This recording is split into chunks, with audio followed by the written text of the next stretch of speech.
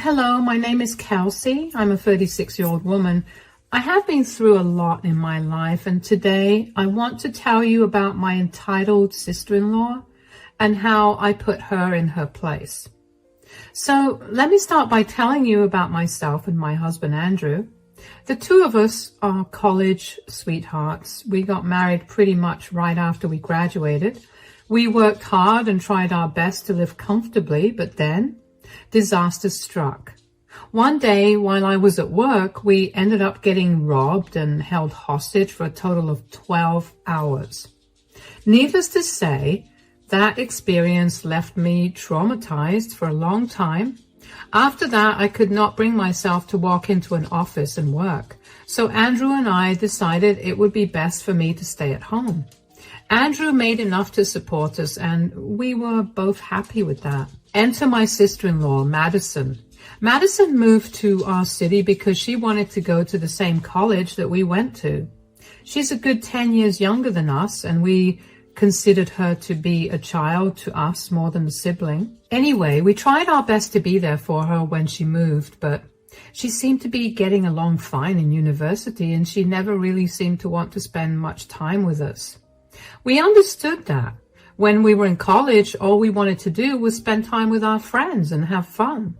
We never pushed her to meet with us or anything. We would only call her every week to make sure that she was doing fine. That was how it was for most of her college life, and it was all going smoothly until one day, Madison came over unannounced.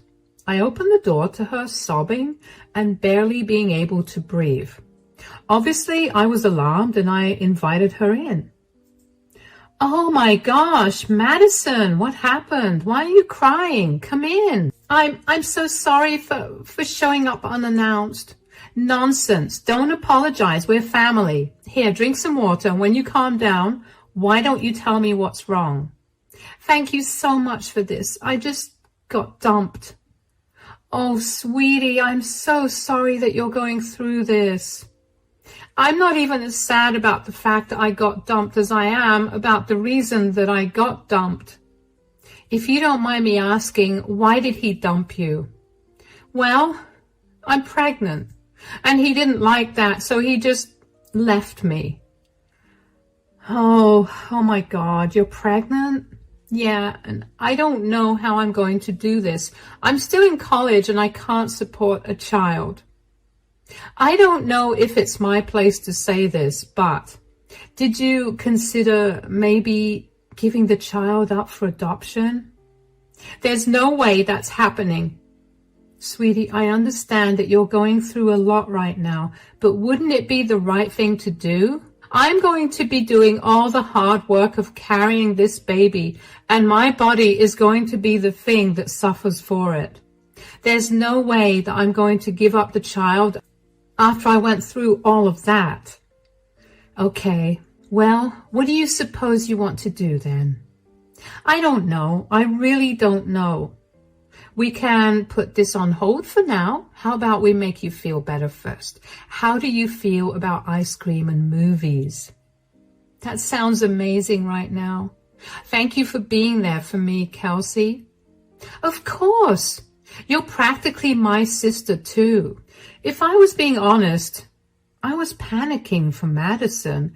I mean, she was so young and didn't have any financial security to have the child, and her stubbornness to keep the child was even more alarming. While we were watching our movies, I got a little more information out of Madison. Andrew and I knew that she had been dating someone, but we never pushed her to tell us more. He refused to talk to her when he found out that she was pregnant with his child. And all of that happened nearly 3 months ago. The only reason she came to our place was because she knew she needed to go to the doctor for appointments, but couldn't bring herself to do it all alone. My heart did go out to her. Madison left for her dorm a few hours later, and when Andrew came back home from work, I told him about what had happened earlier. "So Madison came over earlier today." "Really? Is she okay?" "Not really. She showed up crying." "Oh no, what happened?" Remember how she was dating this guy? He dumped her. Oh, poor thing. I get it. Getting dumped is a heartbreaking thing. But why did he break up with her? Because she's pregnant. What? Why didn't you lead with that? I don't know. I was kind of worried about how you'd react.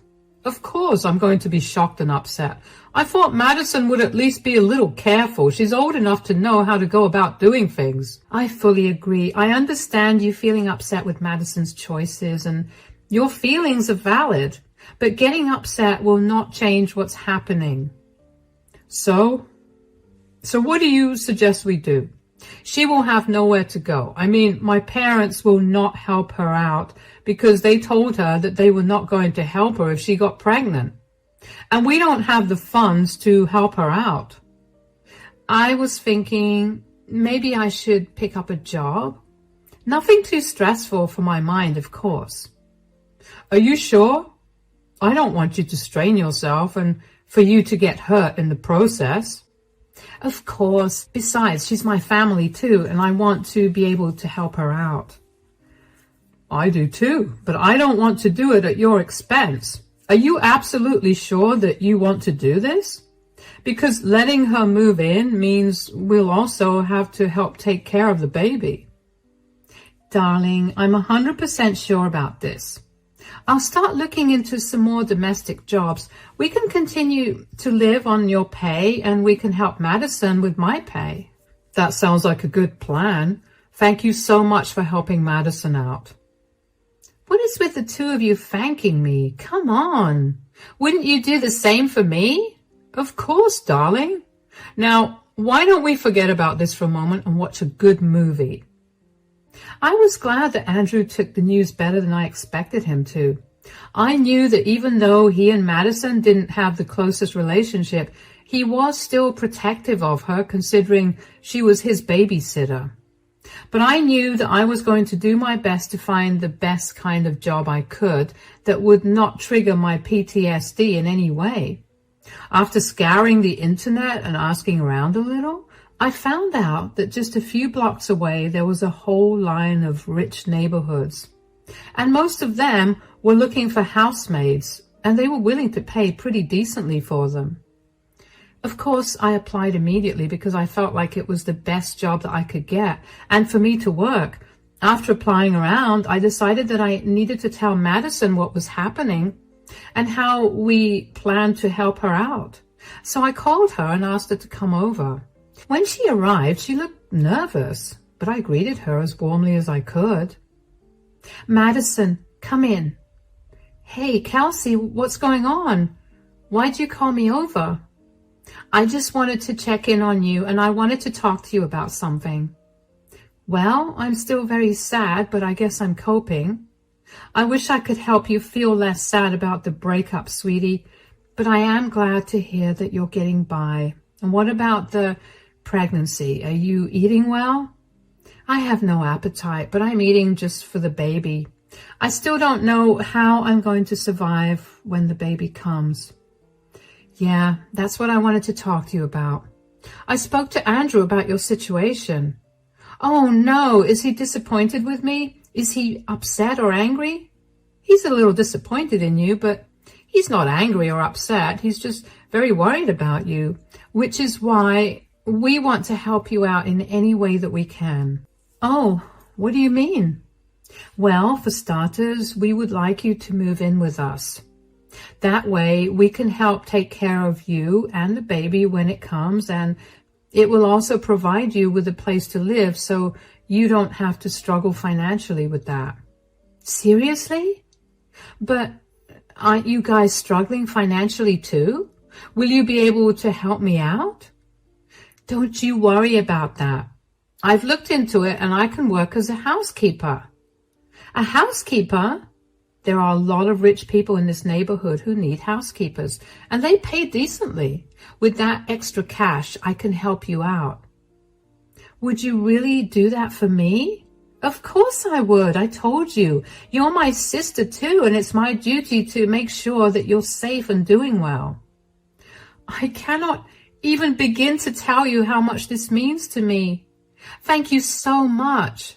Hush now. Let's plan when you want to move in, shall we? Madison was a grateful mess. She wouldn't stop thanking me over and over again. And at some point, I had to beg her to just accept the help that she was getting, and Andrew and I helped Kelsey move into our place. Of course, Andrew did talk to her about his disappointment in her, but he did tell her that he was still proud of her for coming to us instead of dealing with everything on her own. Together, Andrew and I made sure that Madison had the healthiest pregnancy she could have. We made sure to take her to all of her doctor's appointments and made sure she ate all the food that was good for the baby's development. As for my work, I managed to land a few houses to take care of. I don't know why I didn't think of it on my own. I mean, I love keeping my house clean, and not to toot my own horn or anything, but I'm pretty good at it. I love organizing things and making my house look pretty, and if I could earn money for it, what a great job. Madison did express a lot of the times that she was sorry that I was working just to provide for her, but I told her that I only wanted her to be healthy and to have a healthy baby, so I was going to do whatever I could to make that come true. And it did. Just 6 months after Madison moved in with us, she gave birth to a healthy baby boy, Corey. Madison stayed with us for a little over a year after that. Andrew and I had a lot of fun taking care of Corey, and in a way made us feel good about momentarily being able to be parents. We never wanted to have kids, especially given our financial situation, but for a short moment, taking care of Corey was fun. After Madison graduated, my in-laws helped her out by getting her an apartment of her own. So she and Corey moved out after that. Andrew and I didn't hear much from Madison after that. We barely ever saw her. She was always busy with something or the other. At first, Andrew and I were pretty upset about it. But as the years passed, eventually, we got used to it. We were both doing great financially, and we were living well. We knew we did the right thing, and that was enough for us. But then, almost 4 years after Madison left our home, she came over one day unannounced. Andrew and I ecstatically welcomed her in. When we were all seated in the living room, I started the conversation by asking her how she and Corey were doing. So, how's everything going? I hope you and Corey are doing well now. We're doing amazing, actually. I'm sorry I haven't been in too much contact with you guys. Life's been really busy recently. We get that. We're just happy that you look and feel happier. How's life treating you guys? Pretty good. I mean, I got a promotion at work and Kelsey got herself a stable job. You got a stable job, Kelsey? Does that mean you left housekeeping? No. I now properly work for only one family. It's stable because I no longer have to run around to different houses each week and remember a ton of different rules to follow. Ah, that's good. So what exactly have you been up to that's kept you so busy? Well, I found someone. Really? When? And what's his name? His name is Bruno. I think we met only a few months after I left your place. Anyway, we've been together since then, and he's been my rock. Not to mention, Corey absolutely adores him. That's sweet. So when do we get to meet this mystery man of yours? In 2 weeks. That's a little specific. Is there something happening in 2 weeks? Yes, my wedding. What? You're getting married? Congratulations. Yes, I am, and I wanted to invite you guys first. Oh, honey, that's wonderful. Of course we'll be there. Great. Just you know, it's going to be a black tie event, so dress like you have money. What's that supposed to mean? I don't want to seem insensitive or anything, but you guys don't really have a lot of money, and Bruno and I kind of want to make the wedding into a fancy event. All of our rich friends will be attending, and we had to save up quite a bit for this. Huh, okay, well, that was definitely a very insensitive thing to say, especially since your no-money-having brother and his wife helped you pay your bills for a year. Oh, come on, don't take offense to that. You'll understand why I said that when you come to the wedding. How can I not take offense to that? You've stayed out of touch with us for years. Came back out of the blue to tell us that you're getting married, and then you insult us? Sweetie, calm down. No, Madison needs to learn to be a little grateful for all your hard work that let her get to this stage in her life. Okay, you're being really dramatic and I don't want to be here for it. I'll email you the invite to the wedding. You have until tomorrow to RSVP. Bye. Andrew and I just stared at Madison as she walked out in shock. I couldn't believe how entitled she had become. I was honestly so hurt by her words. I mean, I only picked up the job so I could help her out, and to see her turn around and treat me like I was some low life made me want to cry. Andrew did reach out to her again, and she did not reply. Andrew was seething with anger and did not want to go to her wedding, but I convinced him that we should go. I mean, I was hurt, but I was not going to let that come in between my family. Madison was still Andrew's sister, and he shouldn't have to give up such a huge event in her life because I got hurt. The wedding was a small ceremony that only Madison and Bruno's closest friends and family attended. That made me even more glad that we had gone, because at least it showed me that Madison had some respect left for what we did for her. Bruno was a handsome, charming man, and Andrew and I instantly liked him. We found out that he was a marketing manager for an up-and-coming firm, and he was doing pretty well. That did make me question if that was why Madison became so elitist. I mean, she probably got used to living a lot more comfortably with Bruno. That didn't excuse any of her comments, but it did give me a reason. Anyway, a few months after the wedding, the family that I had been working for decided to move to another state. I was heartbroken because they had become pretty close to my heart, and I had spent quite a lot of time with them. As a going-away present, they offered to let me buy their huge mansion of a house for practically nothing. Yes, they were that rich. Of course, Andrew and I took them up on that offer, and within a few months, I was the owner of that house. Now, I didn't want to move from the house that we were currently living in because I was too attached to the memories that I had in it. So I decided that I would put the house up for rent. And if that didn't work, I could try turning it into an Airbnb. Well, just a few days after I put the house up for rent, I got contacted by someone.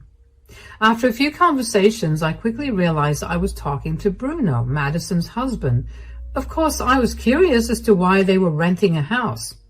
But I kept my questions to myself, and instead, as a favor to the family, I offered to rent it to him for dirt cheap. He accepted that offer, not without thanking me profusely, and within the next month, Bruno, Madison, and Corey had moved in. Andrew and I decided that we'd give them another month to settle in before swinging by to meet them. I let Bruno know before we went there, but he must not have told Madison about our visit. When we got there, Bruno greeted us warmly. "Oh, hey guys, come in." "Hi, Bruno. I hope you guys are settling in well." "Absolutely. Madison and Corey are settling in well, and they love the new home." "That's good to hear, but where are they?" "Madison just got done giving Corey a bath. She should be down any minute." "Oh, there she is." "Whoa, what are you doing here, Kelsey?" "Oh, I just dropped in to see how you guys were doing. I hope you're enjoying the new place." "Of course I am, but you're kind of ruining it for me." "Excuse me?" "I don't know if you can see very well, but this house is stunning and only meant for those people who can afford to be here." "What are you trying to say?" "What I'm trying to say is filthy maids are not allowed in my house." "Madison, you can't speak to Kelsey that way. How dare you talk to Kelsey that way when she was the one who helped you out when you were at your lowest?" "Of course, she had to help me, and don't the poor have to serve the rich?" "What? Do you realize how insane you sound? You were the poor one. Kelsey's hard work helped you find your feet and eventually get here. Madison, you're being disgusting right now. You need to apologize to Kelsey right now, or you're going to regret it. Look, you guys can get all worked up about this, but I'm not apologizing. I know that I'm right, and there's nothing that you can say that will change my mind. Kelsey, I'm so sorry for her behavior. Please don't let this affect us. It's all good, Bruno. Well, Bruno, why are you apologizing to her for me? I specifically told you that I didn't want to apologize, and what effect do you think she's going to have on us? She's just a disgusting maid. You need to shut up right now, Madison. You don't know what you're talking about. Why are you defending this low-class woman over me? It's my eyes that are suffering from seeing her in my home. Oh, you mean the home that's hers? Huh? What do you mean? She owns this house. She's the one we're renting this from. What? I didn't know that. Why would you rent this from her? Why not? You begged me to buy a house, something that I couldn't afford to do, so we settled on renting one instead. I saw Kelsey's house up for rent, and I approached her about it. She was willing to rent it to us way below the market rate, so of course I took her up on that offer. She did that out of generosity, and you had no problem crapping all over that. You know what? I think it's best that Andrew and I leave right now. I'm so sorry once again, Kelsey. It's all right, Bruno. I'm sorry that you have to live with such a snob. I was fuming with rage, and I was also feeling very humiliated. I knew that Madison thought lowly of me, but to hear her openly insult me that way to my face, I was beyond angry. I walked out of the house, and Andrew followed suit. After we got back home, Bruno called me to apologize for Madison's behavior, and I told him that I didn't want any apologies from him. I only wanted them from Madison, but of course, she was never going to do that. 2 days after the whole thing, Bruno called me again, but I had been in the shower, so Andrew picked up the call. Apparently, Bruno had been trying to get Madison to see why what she said was wrong, but she refused to budge. He was apparently so disgusted with her attitude and poor treatment of me that he decided that he wanted to leave her. I was shocked to learn that he was leaving her. I didn't expect something so drastic to come out of this, but his choosing to divorce her made something in me flip as well. Bruno told us that he'd be moving out of the house by the end of the week and asked us to keep the rent for that month. I was furious that he was the one who was leaving and not Madison. So I decided to take that matter into my own hands. After a little bit of questioning, Bruno told us that Madison was not working any job at all. They had all been living off of Bruno's pay. That made a lot of sense. So I contacted a good lawyer and had an eviction notice for 30 days written up. I was going to wait until Bruno left to hand the notice to Madison, but she showed up at our house before that. Andrew had opened the door to her, and he was not very nice when he saw her. "What do you want, Madison?" "You lied to me. You never told me that you guys got rich." "I don't see why we needed to tell you that we were rich." "You couldn't have shared your success with me." "Why would I, when all you saw me as was a filthy maid?" "Do you even know how embarrassing that was for me?"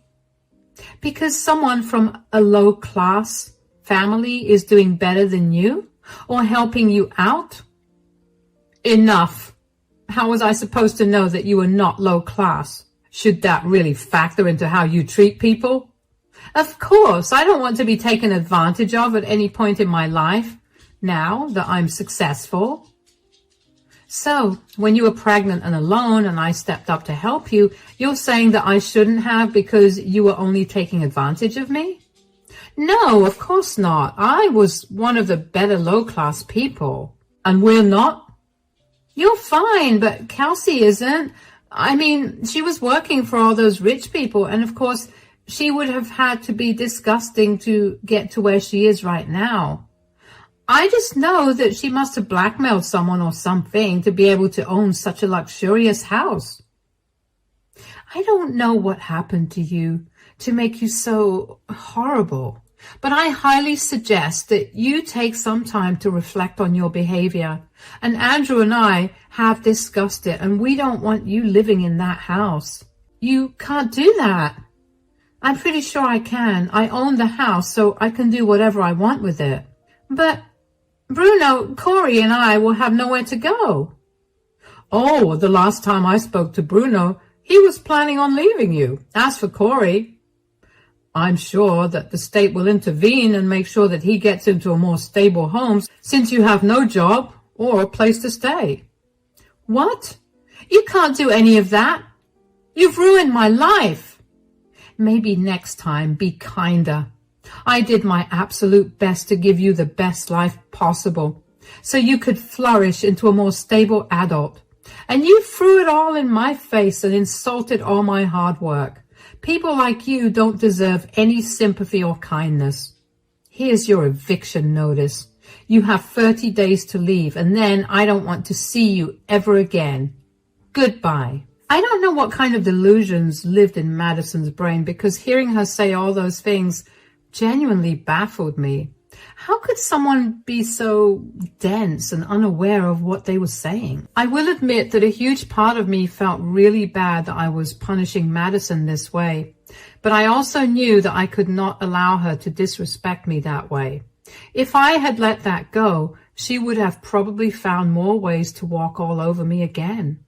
Only I knew how hard I had to work to provide for her and get to where I am today, and she had no right to dump all over it. After that, things only went downhill for Madison. I only knew about what was happening with her because she would keep texting me about it to blame me for it.